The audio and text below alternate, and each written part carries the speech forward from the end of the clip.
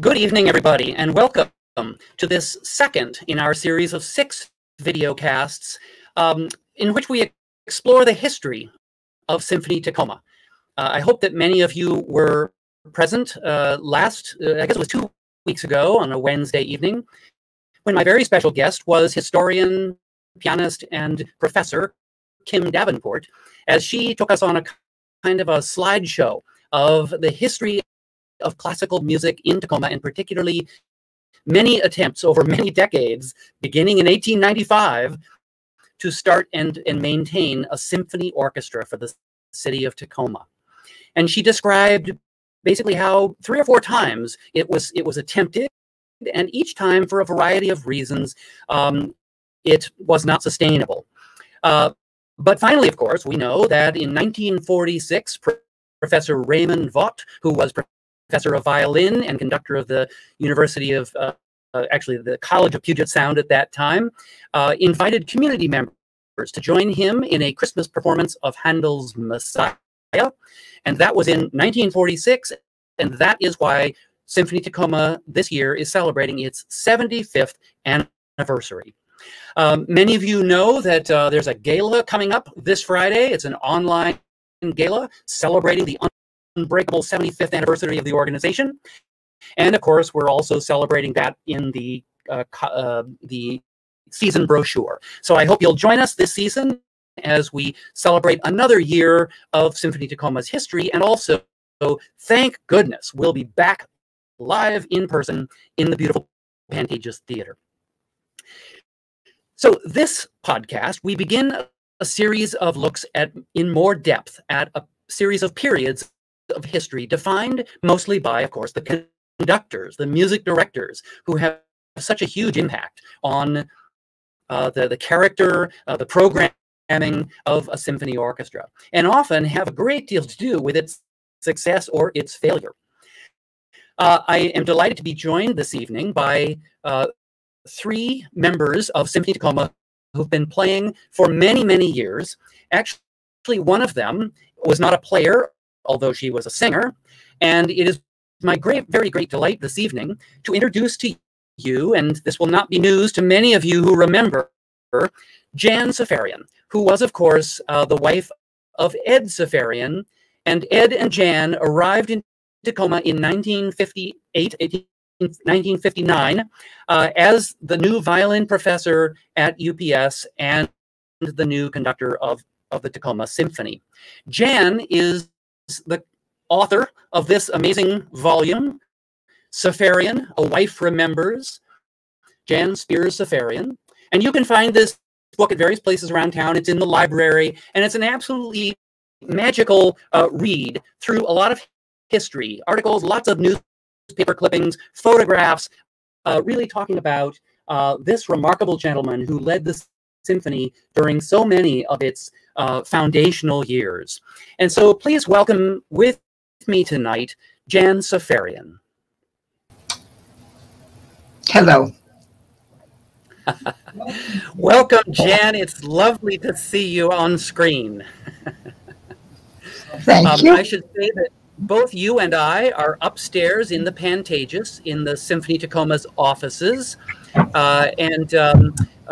we're sort of celebrating being here in this building, which is so historic, but also, of course, we're here to celebrate not only Symphony Tacoma, but the huge legacy of Ed Seferian, the conductor for so many years. So welcome to this video cast. I wanted to begin by asking you to describe a little bit where you and Ed Seferian came from. Before you were in Tacoma, where were you? We were in New York City. Eddie was finishing graduate school, and I was doing some musical comedy and choir work, which is the best paying job in New York, or steady, and really just working, just taking care of Eddie, and he was taking care of me, and that's how we lived for 3 years. And I should tell people who may not know that you and Ed met at Juilliard, which of course is one of the premier conservatories in the world, and was at that time too, in the early 50s, when you two arrived. And I've read from your book that you stayed and finished your degree there, but Ed took time off for the Korean War and joined the Marines and ended up as a violinist playing at the White House for the president. Yes, yes. He was very proud of that. But that was during the Korean War, so he got out of the war, but he was doing something for his country, as he says. But he never did any training for it. And all of his buddies who got in the Air Corps or one of the other ones of musicians, you know, of orchestras in the country, military orchestras, they all had to go through basic training, and he didn't have to do any of that. And he didn't know anything about a gun, and he called it a gun, which the guys laughed, you know, that's not a gun. What do you call that, a gun? And so that's how it went. That's very funny. Well, anyway, after the war, he was able to return to Juilliard and finish his master's degree.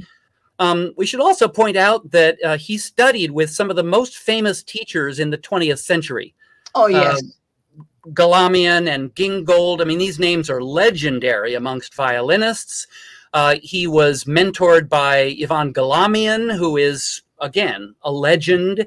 And so this is a violinist and a conductor who already has huge accolades and a major reputation. And so the two of you arrived in Tacoma. I understand that you weren't even quite sure where Tacoma was. Is that right? We thought it was Chicago was the furthest west. We were surprised. What do you remember about arriving in Tacoma? What was Tacoma like in 1959? Awful. I thought I just wanted to get out of there. It actually rained hard, and then it hailed. And I just told Ed, as I did in my book, I want to go home. We got to go home. And he said, Yanni, we can't do it. We have signed up a contract for a year. Ooh. And so that's how it started. Well, it must have been a shock for a couple of people who'd spent a decade in New York, you know, yes. amongst all the famous people and all that concertizing, to suddenly land in a small port city on Puget Sound. Yeah. The East Coast is very different than the West Coast. Yeah. Very different. Soon thereafter, Ed was given the position of assistant concertmaster with the Seattle Symphony under Milton Katims, and that must have given him some pleasure. Well, he auditioned over the phone for Milton, and he got it right away. But they were happy to have somebody of his caliber, because he had quite a few people. I'm sure he did. Yeah. He was good. He was good. Eddie was good. Yeah. And the College of Puget Sound at that time, what were your early memories of college life? Quaint. But it was a very lovely community. People welcomed us. That was probably one of the reasons we stayed, was because the people were so good, and they were professors, you know, and they had intelligence, and they were funny, and we had a good time. Now, at the time that you arrived, Ed was, of course, teaching violin and had a private a studio at UPS, and I think also probably had some private students. Yes. And I think that you also, of course, I should mention, I think I've forgotten so far, you were at Juilliard because you are a soprano. And so I think when you arrived, you were also able to do some concertizing and maybe do some teaching. Is that right? Yes.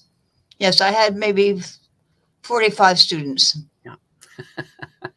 So, yeah, I mean, that must have been a star time. And there were some other real stars in town, either at that time or soon thereafter.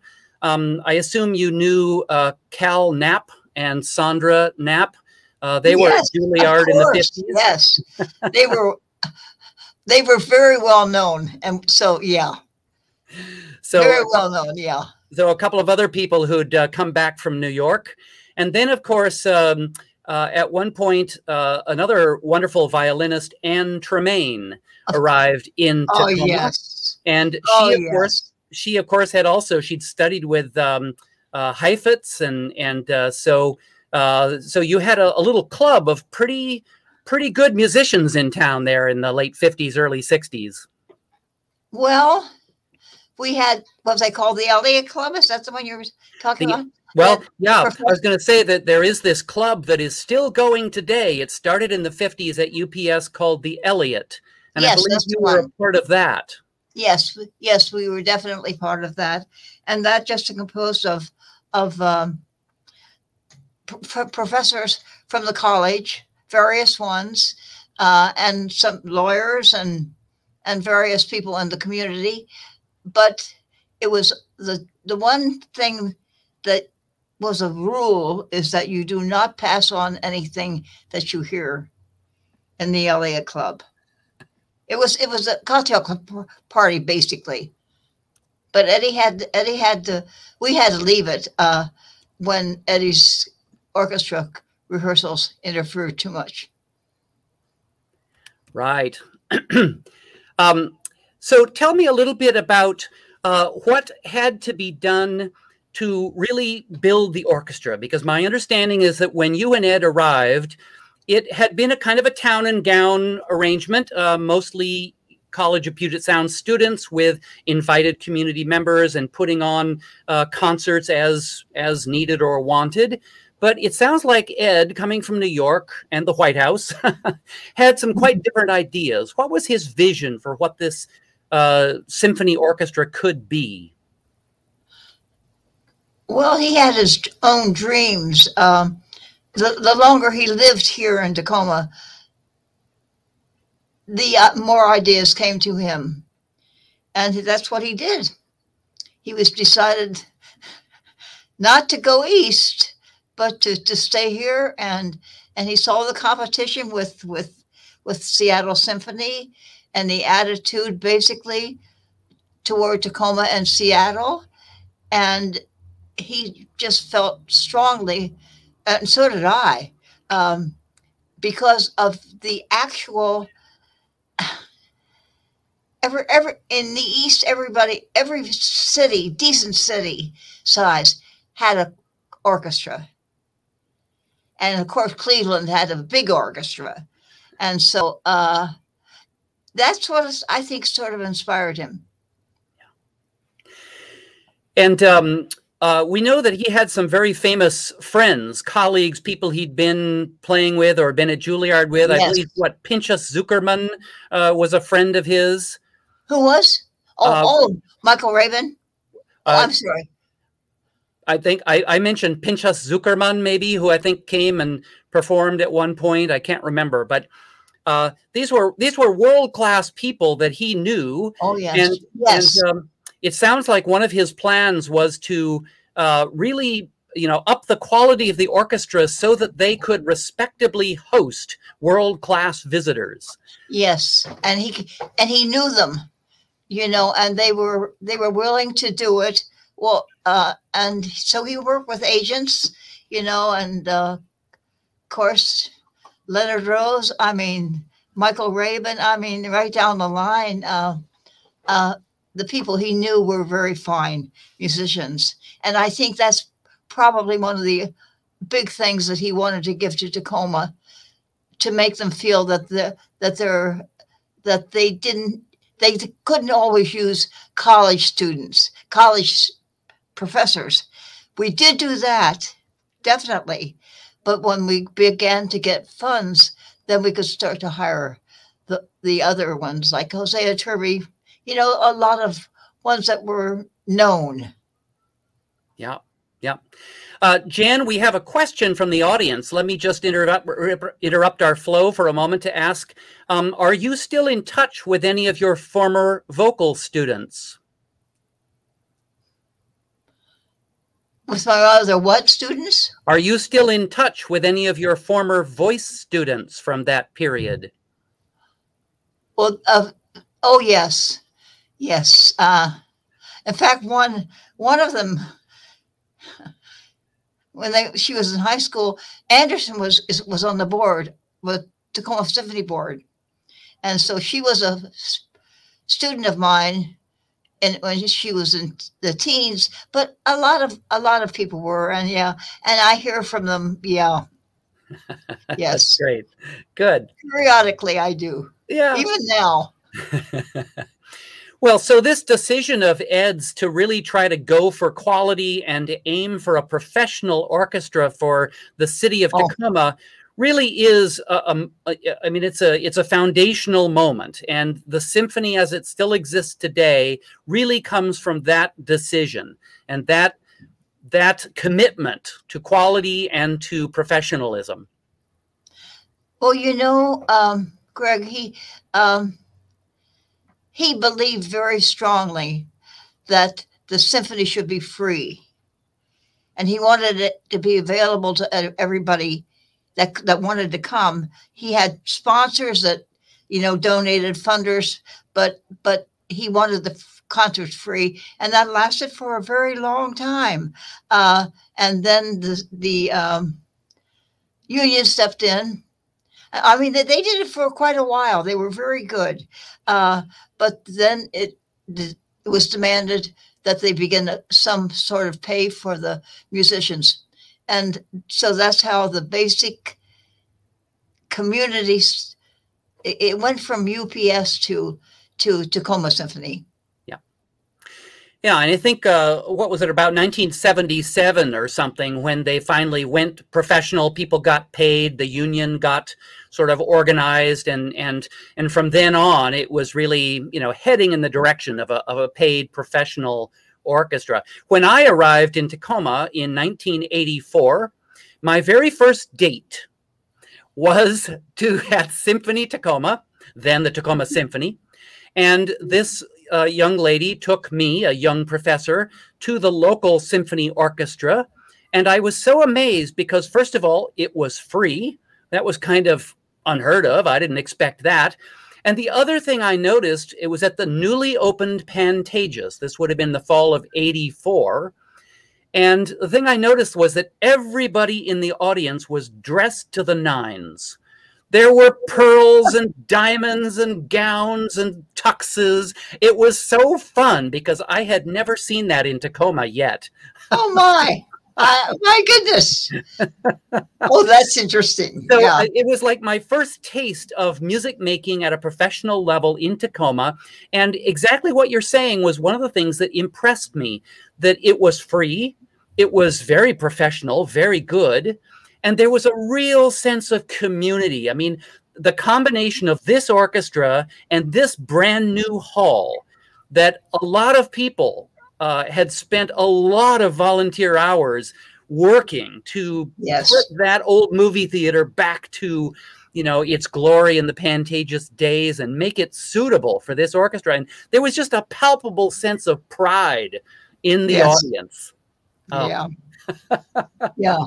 And that's what Eddie wanted for Tacoma, is pride, because there was always so much of adoration of Seattle, you know, of what they could do and what we couldn't do, and it was always brought up to mind. And we got a lot of critics too, you know, from even our own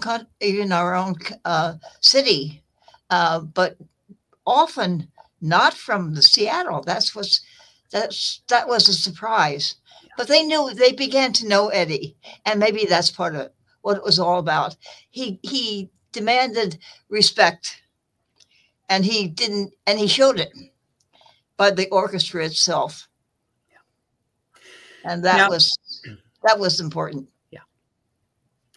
Now, you and I have another friend in common from back in those early days, and that was my old composition teacher at the University of Washington, William Bergsma. Oh, And yes. I was so honored and flattered that Bill Bergsma decided to take me on as a student. I was a mere undergraduate, and everybody knew that he only took graduate students. But Well, he was Juilliard. Yeah, well, this was when he was at the University of Washington, and in the 1970s.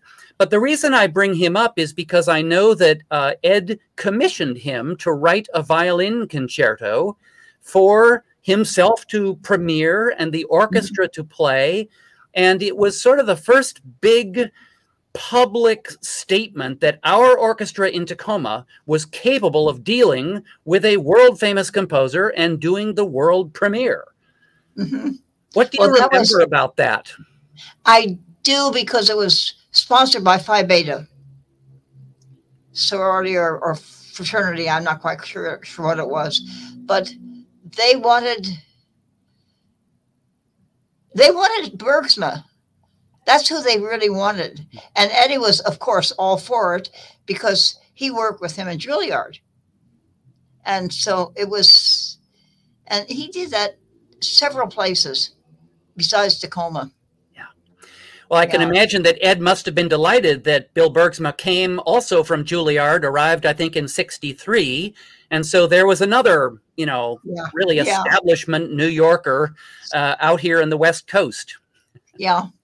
Well, that's, I think it was hard to transfer back and forth, but I think it was also a new life that they were going to do outside of New York.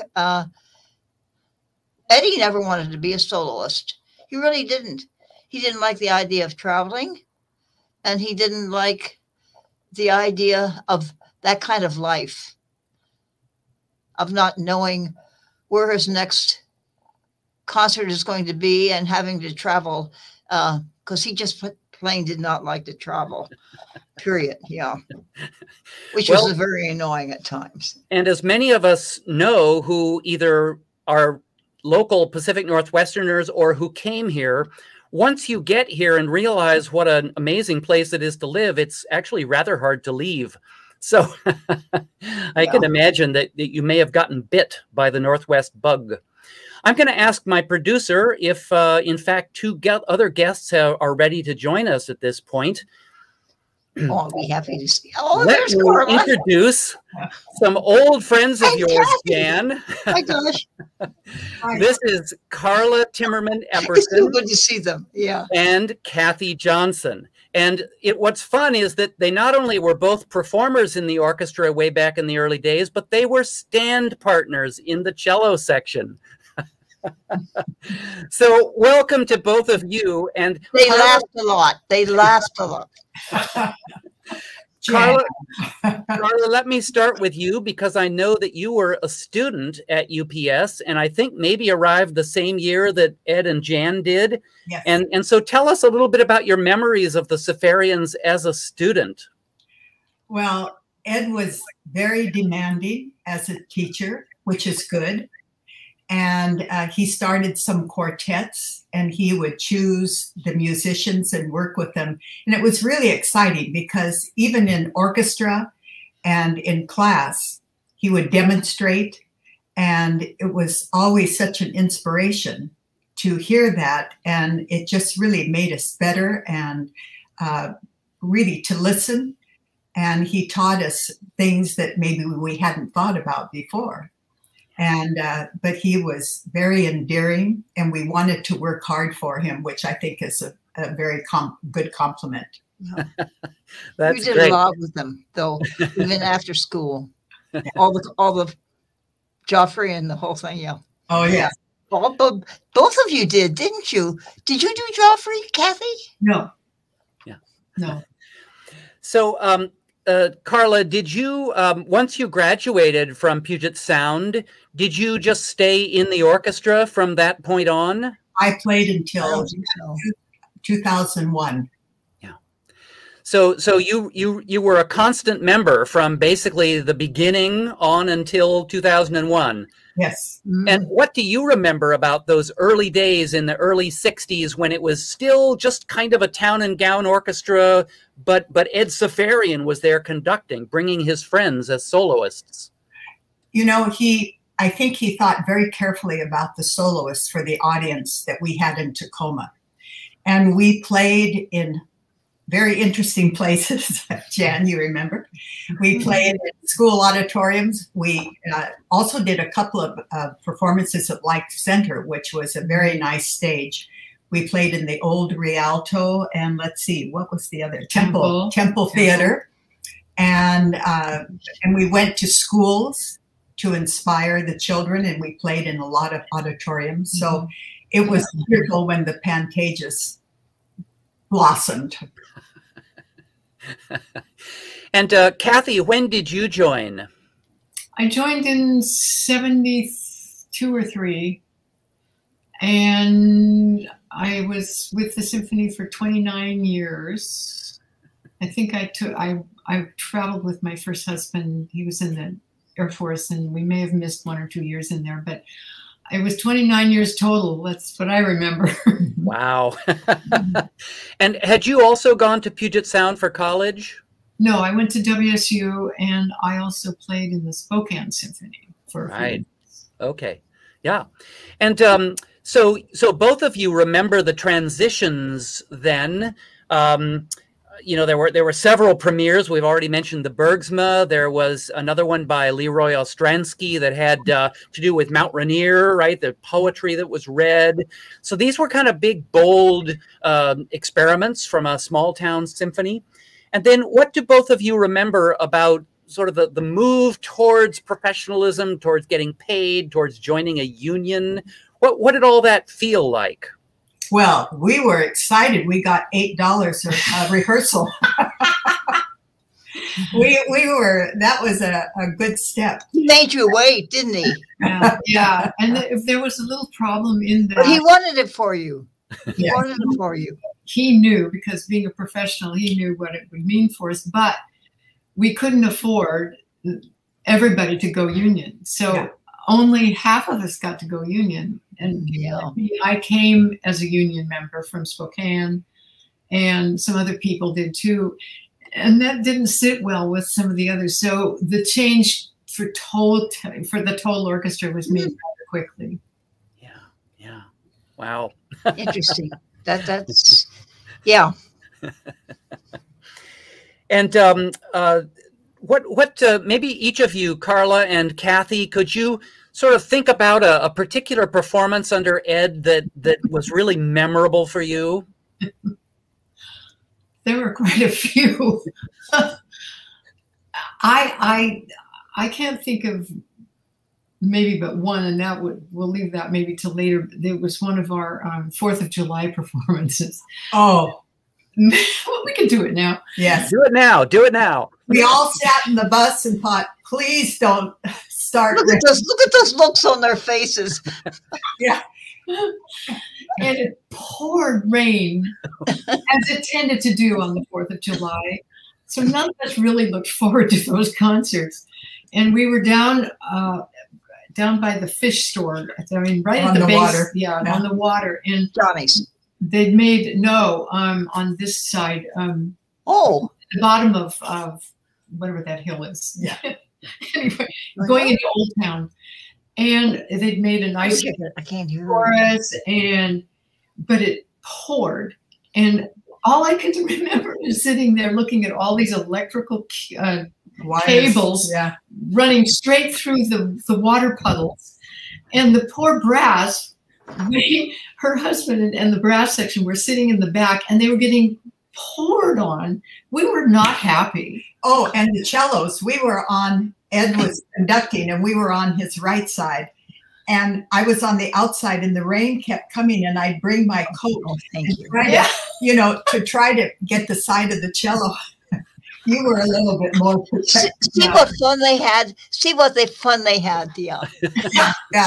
And we'd look at the poor brass back there, and they were just French. Yeah, they kept moving forward and forward. But I'm sure Ed was dry. No. I think Thanks. I do remember a number of times when you, Jan, would come and you were our soloist. Yeah. And we but you guys were you're also serious, you know. Oh, well, we took the music seriously. When it came to the music. Oh, yes. Yeah. Yeah. But we did never when you couldn't fool around. But Jan, they're remembering a time or a number of times when you were the vocal soloist with the orchestra. Oh, that's interesting. What was that? Do you remember what it was, Cathy? I remember at least 2 times that you were the vocal soloist, and you would come into rehearsal, and I can't hear. Yeah. Oh, we would all get the giggles because you would call him Eddie. And we thought that was so cute. And he would shape up right away. Yes, nobody thought to call Ed Seferian Eddie except Jan. Oh, no, that's right. Eddie, that was too slow. Yes, dear.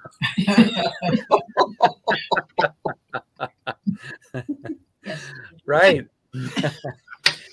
Now, what do Karla and Cathy, what do you recall about that opening season at the Pantages then? What was that like? Well, it was so exciting to have a nice stage for one thing, and to have the nice lighting, and we had room, and it just made so much difference. It really did. And I know that took a lot of effort and work from the City of Tacoma and the committee, and I think Bethel Schneebeck had a hand in that. She was fantastic. Yes, a lovely, lovely lady. She was just... Yes. Yeah. She loved the symphony. In fact, that's a good segue because Jan... She is also symphony. Yeah. She was the symphony. Jan, I wanted to ask you a little bit about all of the support that goes into creating a symphony orchestra. Because as we all know, it takes more than musicians and a conductor. And I know that you were a central figure in helping to raise funds. Tell us a little bit about the Tacoma Symphony Women. Oh, well, that was something I had to organize. And we did all sorts of things. We got the little concert started. We fundraised. We did tour of homes. All that took a lot of work of a lot of people, and they were wonderful. They were wonderful, and each one that it grew with each year, and each season, and we had the artists come down and talk for maybe a half an hour. And they would do it, you know, like they have the after the concert with that they have now, you know. But they were always so ready to work, and we had fun too. We had fun, but it was a lot of work, and we sponsored a lot of things. We got the dinner dance started, the first one in Tacoma. Oh yes. For the symphony, and also the tour of homes, and all of that raised money for the symphony, for the orchestra. It's better, yeah. So we had fun. We had fun doing it. You had fun playing too, I know. But we attended all those things too. Yeah. I remember the dance, and it was the dinner dance. It was just elegant. Yeah. And all of this is, of course, a tremendous amount of work, but it's interesting to remember that, of course, a symphony orchestra is more than just concerts. It is the whole community sort of coming together and trying to build this thing. And so, you know, this shows that the audience is involved as much as anybody else in creating the commitment and the determination to make something as huge as a symphony orchestra come into being. And Karla and Cathy, what do you remember about those sorts of fundraising events, those community commitment events? Well, we had some at our house in Lakewood. And, but again, I just want to say that Ed and Jan both worked so hard, and Ed would even come to some of the lady things. And I remember he'd always say, "Hello, my dear." And the ladies would just melt. You know, it was just kind of nice because he was a special person. He loved the orchestra. Oh, he yeah. loved everybody in that orchestra. Yes. Yeah. Yes, he did. And we felt that, and I hope he felt that because we worked hard for him too. So I think he did. But I think he worked so hard to build the program, to meet the people, to let it grow. You know, you just can't throw real, what am I trying to say? Classical, high classical music. You have to build for it. You have to have the right artists that attract people that maybe they haven't seen, like Gary Carr, the bass player. And we used to get such a kick out of him because he'd be on our side of the cellos, and he was not a real tall man, and he had a half-size bass. And to get way down in positions, he would lean over, and it would seem like he was going to do a somersault off the stage. But he was a wonderful musician, and the audience loved him, and we did too. We did. One of my favorite things to I'm hearing all sorts of things was the really high caliber soloists that Ed brought to town and brought for us to play behind. You know, she mentioned Carr, Gary Carr, Nathaniel Rosen. I made a list. Stuart Kanan, Ruggiero Ricci. I mean, these were top New York performers. Carlos Montoya, and we had everything from guitar players to dancers. We had a lot of vocalists, and Ed was really good about bringing in Seattle and Tacoma artists. William Dockman, Robin McCabe, Dwayne Hulbert. You know, he would bring in the local people who were every bit as good as what you might hear in New York, and just had decided to stay here and play in the Seattle Symphony or play, you know, teach at the UPS or BLU. But it gave the orchestra a chance to grow too and learn how to accompany these fabulous people. And that's still the case, I think. You know, the Tacoma Symphony musicians these days, it's still just so exciting to accompany people who are of that sort of extraordinary caliber. Yes. I mean, I remember that myself. Just sort of in as we move towards closing this conversation about the Safarian years, I wonder, Cathy and Karla, when you think about those years, 1959 to 1994, what do you think is sort of the legacy that Ed Seferian left for Symphony Tacoma? Well, I think it grew. I mean, he started the bud and it flowered.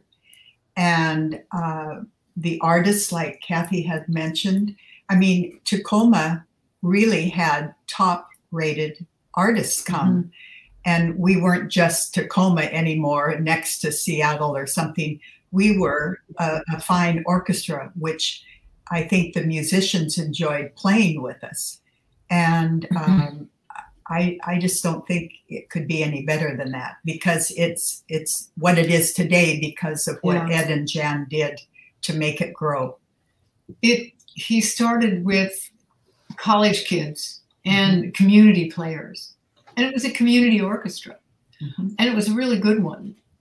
But over his tenure, it grew into a real professional orchestra that even today is to be reckoned with in this area. I personally think that Tacoma Symphony is second to none. I love the way they play. Yeah. I want to add one thing. I think when I became a member of the symphony and as it grew, we were a family. We weren't just musicians brought together. We were friends. We had a lot in common. I mean, it had to make it better. because everybody enjoyed being there and seeing everybody. And it wasn't like, oh, it's symphony night, you know, but it was a joy to come. Yeah. And I would only add to that, going back to, I was telling Jan about my first date in Tacoma, which was to the Tacoma Symphony, and how dazzled I was that there was not only such a fine orchestra in town, but that the buzz out in the house, the audience in this beautiful hall was so happy to be there. It didn't feel like the Seattle Symphony at all. It felt like a party. and there really was a sense of kind of a family to it, to go back to Karla's word. So I felt that myself in 1984. And I, of course, got to watch Ed conduct for the last 10 years of his tenure, and really became hooked on Tacoma Symphony, now Symphony Tacoma, as a very unique organization. You know, early on, I think Ed decided we don't need to compete with Milton Katims and the Seattle Symphony. We can be something else. And I think that we are still something else, maybe because of Ed Seferian's decisions. Yeah. I would like to tell one little story before we close.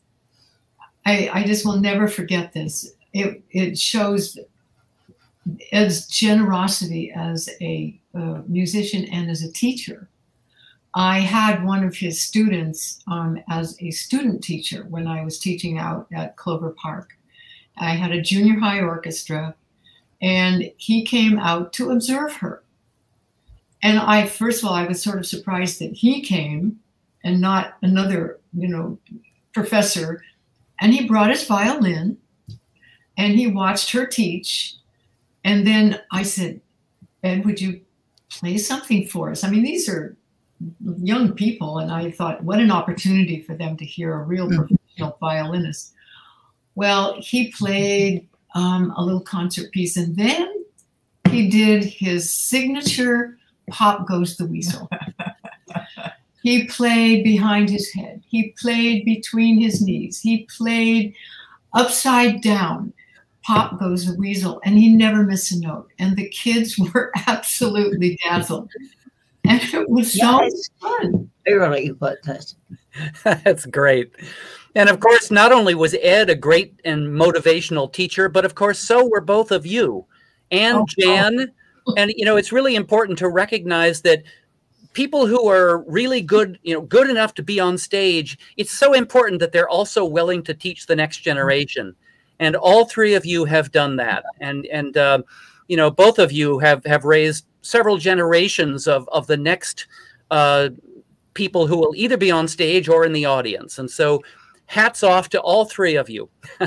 Well, thank you. Well, I think we can close this conversation. I want to thank Jan Safarian so much for coming out on a dark night and joining us for this really important conversation, I think, about Ed Seferian and his tenure. And of course, both Karla and Cathy, whom I consider to be personal friends from way, way back. And it's just so fun to hear you and talk about, you know, all of those decades that you put in your commitment to build this orchestra as well. So, audience, I will invite you to please join me in applauding all three of these wonderful musicians and all of their service towards the creation of the orchestra that we now call Symphony Tacoma. Thank you all so much for joining us, and we'll see you again soon. Bye. Good night.